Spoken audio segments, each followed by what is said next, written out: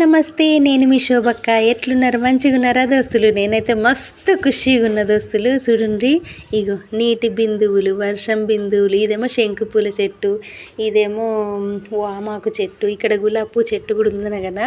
ఇగో దీనికి pink colour అవుతుంది, ఇంకా అవ్వలేదు. అదేమో బచ్చలాకు చెట్టు. ముఖ్యంగా ఈ వీడియో తీయడానికి కారణం ఏంది అని అంటే దోస్తులు, ఈ చిన్న టబ్బు నేను మా తమ్ముడు పెళ్ళిలో అల్లం తీసినప్పుడు చిన్న చిన్న మొలకలు తీసుకొచ్చి పెట్టిన కదా, మస్తు పెట్టిన.